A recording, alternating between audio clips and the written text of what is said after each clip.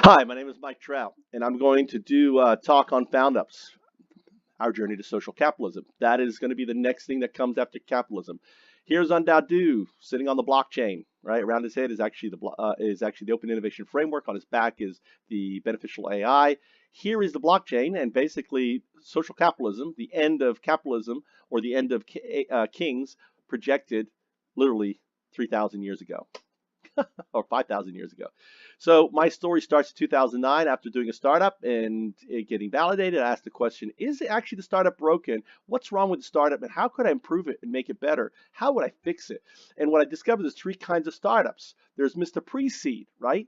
Who has a 99% chance of failure. Ultimately, he has no accredited investors and he has very little money. And actually, it's 99.97, but I didn't want to, scare you off on doing startups. So I dropped the decimal. There's Miss Seed. She's got picked up by, Techstars or Y Combinator. She has a group supporting her. She has some funds in, and guess what? She has over a 90% chance that she's going to fail to fund.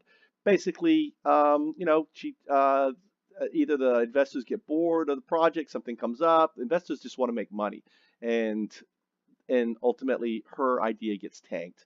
And then there's Miss Seeded, who has raised over $5 million in funding. She has backing. She's got a whole bunch of Syria. And guess what? Even when you think you have BC funding, 70% of those failed to scale, or in other terms, cross the chasm.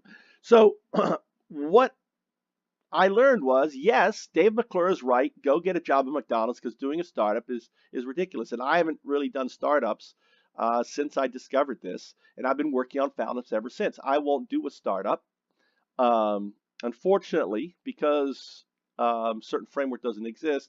I am still failing. So the problem is, so, if I was access to Dave McClure or a bunch of funding, I could be a billionaire right now because I know my ideas are that good. And But I'm not. I live in rural Japan around a swamp, and ultimately I can't just jump in my car and pitch a VC. The solution, however, I came up with was, listen, if we can change this paradigm, how could we change and what would it be and what would it look like and what would we need? And what I discovered, right, was ultimately in the process that there was something terrible going on. And this was when Occupy Wall Street happened in 2010. And I realized our entire global economy is built on some broken piece of code called CAGR. And if we change this code, we can fix everything. Well, CAGR and all these things are the same thing, whether it's proof of work, stake, ROI, it's all the same thing. In essence, what CAGR is, it's the fuel that has powered the Industrial Revolution from 1 to 4, or 5 or 6, depending who you talk to, right? It is the driver for the entire economy.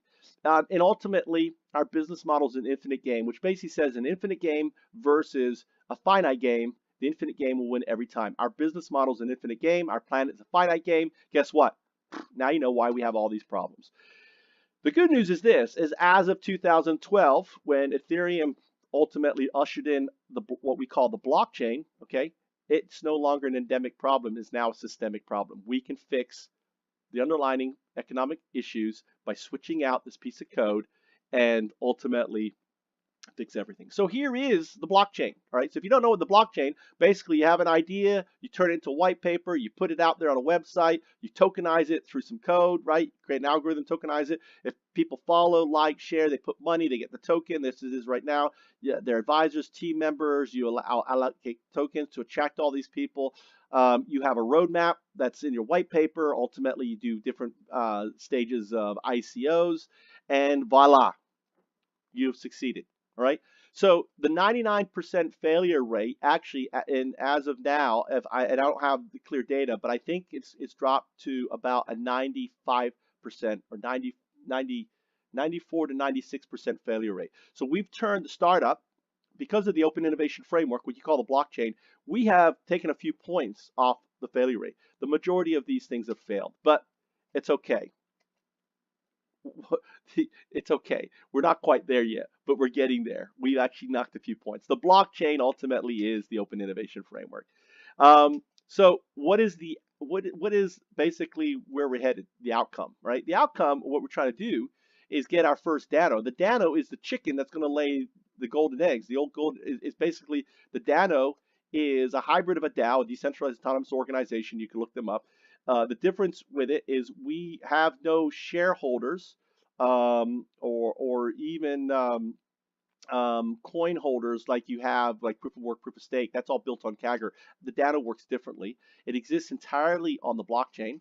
And ultimately they come out of being found up. So you launch a found up and it has a potential to become a Dano, right?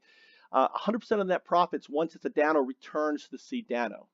Okay, not as a found up, as a Dano. Dano returns. It's fun. So when a found up who is supported by a Dano becomes a Dano, it returns 100% of its net profits back into the Dano to launch more found ups. It's a little complicated, but it really isn't.